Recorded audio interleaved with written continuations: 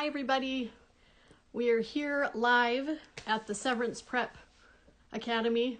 I'm glad you're joining us today, joining me. Wow,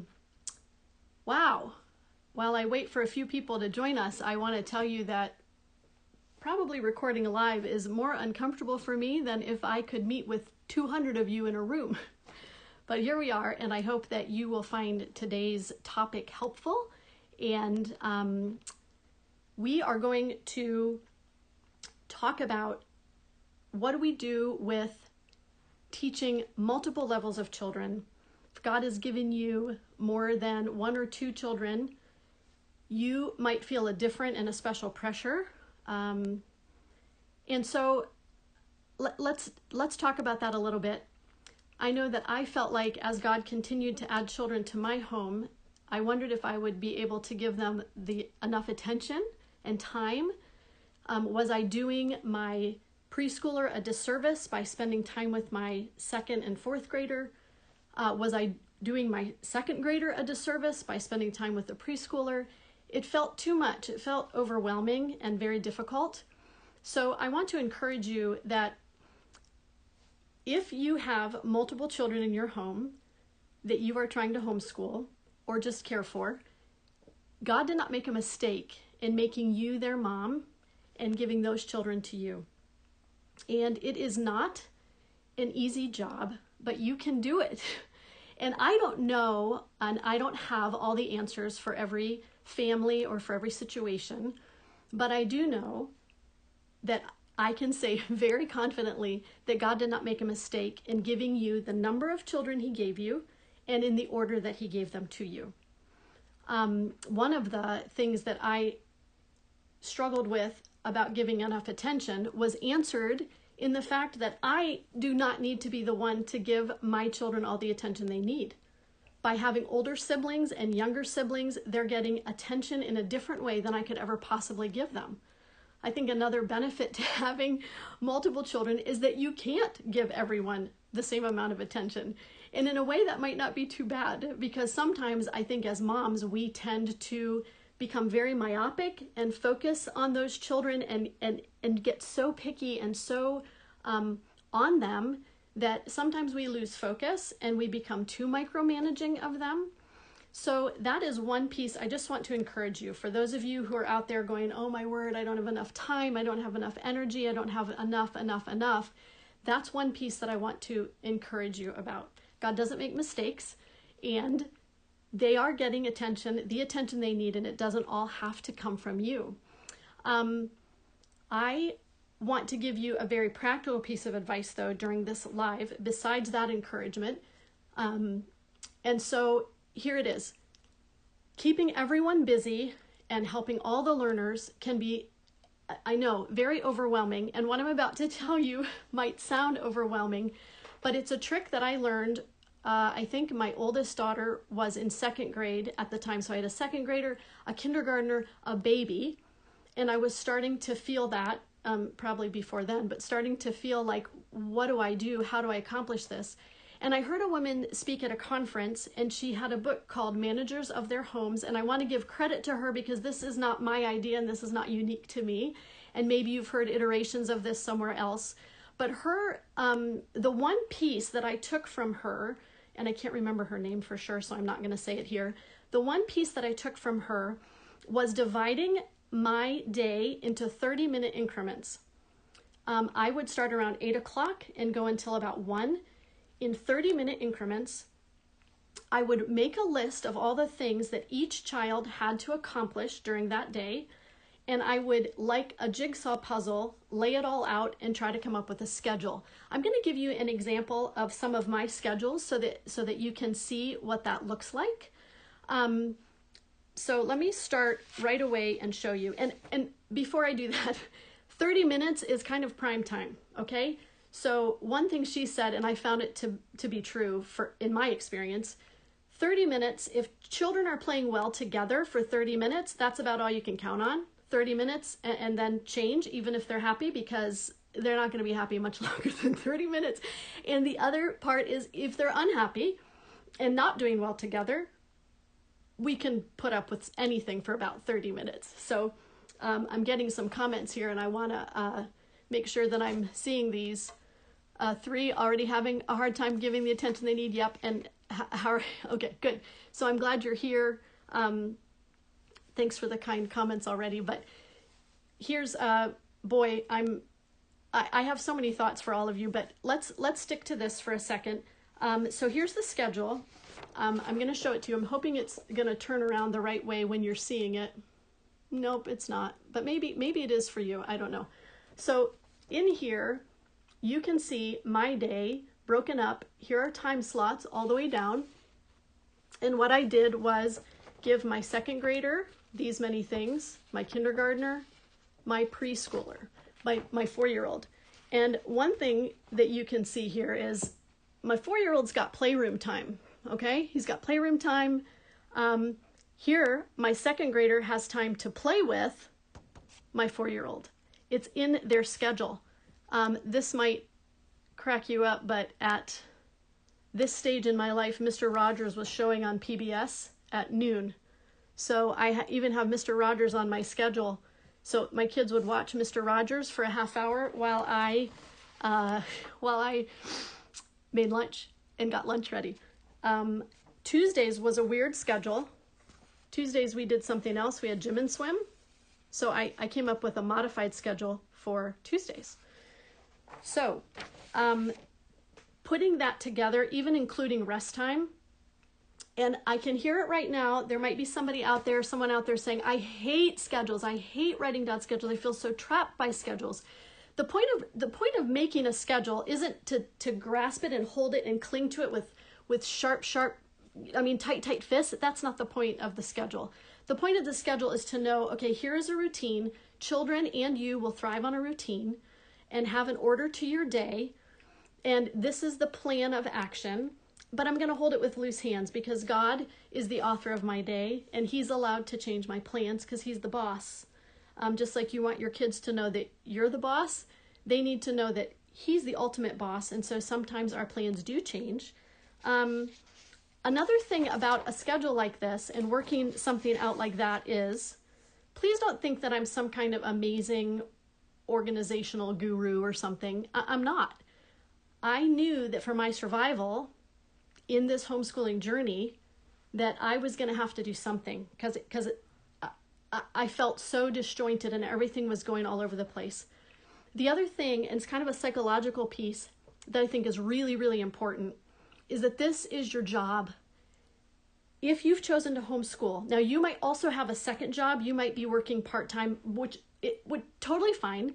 But when it's homeschool mode, whoever's running homeschool, if you look at it as a job, so it's not a job that's bringing in income, but it might be a job that's saving you a lot of money. It might be a job that's saving you in other ways. So if you look at that as a job, okay, I used to say to myself, all right, if I were a secretary for a high-powered attorney, I would go to work every day. I wouldn't be writing personal emails. I wouldn't be on the phone with my grandma. I wouldn't be watching sitcoms. I wouldn't be binge watching anything. I would be giving my attention to my boss and the job that I had to do. And so I decided to adopt that mentality when I homeschooled. Beginning at 8 o'clock, when my kids when we were on the clock for school, I was on the clock. I didn't take phone calls unless I could tell it was an emergency. I didn't do that. Now at that time, we couldn't scroll our phones, right? We still had phones on the wall. But same principle. Okay, let me show you how I had to tweak it as we got older. Okay, so now I've got a 3rd grader, 1st grader, a preschooler, and a 2-year-old. So the last schedule I showed you, there was a baby involved, but I didn't put him on the schedule. So here's my 2-year-old now, and we have times. He's got outdoor time at 8:30. And then he's with a sibling, with another sibling. Sorry, give me a second. I have a timer set, so I know I'm not going too long for you guys. Which thanks for being here. I know that your time is precious. So time with this sister, time with the brothers. Then he has time in his room, quietly playing. Yes, as a 2-year-old, time in the room. So organizing it in that way. Then, a couple years later, I added myself to the schedule so that I could figure out what I was doing, who I had to be with at what time, to make sure that I didn't overbook myself twice. All right. So if someone had language arts, I probably needed to be there with them for that point, or someone with math, so I could do it halfway and put that together. So if you have, at this point, my 4th and 2nd grader were doing history together. So when I was doing history with the 4th and 2nd grader, my 6th grader was playing with the preschooler, reading him a book. One of the children would do an activity. So while I was doing history with the 6th grader, when I was doing history with the 6th grader, my 4th grader was playing with the 2-year-old, the preschooler, and my 2nd grader was doing handwriting, which I didn't need to be super involved with. And when he finished handwriting, showed me he was done, he could have a little break until his next half-hour slot. That's how we did that. And then I worked up to this schedule. This is my school schedule for when my oldest was in 11th grade. So now I've got 11th, 9th, 7th, 4th, and a preschooler, because again, another baby was added in there. And then here I am, who I have to be with, when lunch is. And notice, pretty much I'm done by lunchtime. After lunch, we're pretty done. So I don't know if that will help. I've already been rambling here for about 10 minutes, so I want to make sure. Does it take effort to come up with a schedule? Absolutely does. It takes a little time. I would spend a day, make a list. Here's what my oldest has to do. Here are her subjects for school. My 2nd, here are her subjects for school. My 3rd, here are his subjects. I would write each of their subjects on a Post-it note with maybe they each had a different color. And I would scramble them around and set them in place like a jigsaw puzzle until I figured out who could be doing what. For the younger children, goodness, when I had a baby, I think by about 10 months to a year, that baby would have playpen time. I know maybe playpens aren't a thing anymore, but a playpen, right? At a big enough, about twice the size of a pack and play. The baby's in there with a few toys, music playing in the background, and I would set the timer for 20 minutes or 10 minutes, and it would get longer as they got older. By about 1.5, they would have room time, not endlessly, but a half hour in a safe space with a gate up where they could hear me and I could hear them, but maybe they didn't see me. But I knew it was a safe place for 30 minutes. If they chose to cry the whole 30 minutes, that was up to them. But I had 3 or 4 other people I had to do school with, and I knew they were safe. So even if they were crying, I knew they were safe. If I could, then one of the other children would go play at that time. So I remember one year I had the oldest would read with the youngest, the second one would do a craft, the third one would play outside. So, you know, and things happen, right? The baby gets, or the 2-year-old gets sand in the eyes and I have to stop and help. It's okay, life happens. But having that knowledge that they're safe, they're there, and it is a little bit like a jigsaw puzzle, and it is your job. For right now, it's your job. And I had one person, Anita, asked me specifically about, she has a kindergartner, a 2nd grader, a 5th grader, 7th grader. They're doing language arts. They're doing all about spelling. It's very hands-on for her. And she's panicking about next year. So that's one of our favorite things to do, right? To future trip and get really panicked about the next stage and the next year. So let me just, Anita, one thing I would say to you is you don't have to be married to a spelling program. You don't have to be married to any particular program. You need to decide what's working for you. I remember that I had a math program that I was loving, but that I thought was working. And then I got to the point I couldn't handle it. And we made a major switch to a different program just so I could be a different math so that I could be taken out of that equation. It was getting graded and done, and there was accountability, but I didn't have to be part of it. I didn't have the strength or the energy to do that. So you might have to make a change about spelling, but the other thing you have to remember is other people might do this differently. Really past 7th grade, I don't typically do a formal spelling program, and you might not need to either. So with each year comes an adjustment. You're a year more experienced with homeschooling. Your children are a year more experienced, or they've learned something. I cannot believe how much a child changes from the beginning of 1st grade to the beginning of 2nd grade and what they're capable of. And even today, my 7th grader, we were doing a pretty lengthy dictation, and I thought, Lord, a year ago at this time, I would never have thought that she could do this much dictation without complaining and get it all right. I never, ever thought that was possible. So from year to year, things change so much. So I'm looking at that. You guys are so sweet writing in. I'm trying to see, and Creator's Grace, you said your daughter's watching and loves the idea with a schedule. Not sure my 10-year-old will like it. Look, it's not even about whether or not they like it so much. I think it just gives an order to the day. If your children were in traditional school, they would have class from this, they would have science, and then they would go to history, and then they might go to math, whatever. It's kind of doing that same thing. The added bonus is, if it doesn't take the whole 30 minutes, I give them the rest of that. I used to give them the rest of that time. So if the math only took 20 minutes, they'd get 10 minutes free before they had to check back in. And maybe you switch up a couple subjects once in a while, whatever. But whatever part of that 30 minutes we don't use, I would give them as a break for a second, like go jump on the trampoline for 5, set my timer and go. I'll call you back in when it's time for science or lunch. Another thing with multiples, I've mentioned this other places, but I do all my read alouds, not all. I do one of the children's read alouds at lunch, always. Lunch, I discovered that's my best homeschool hack, I think, ever. I read during lunch. It helps me so much. Okay, having a lot of trouble finishing everything for the day and feel like we're falling behind.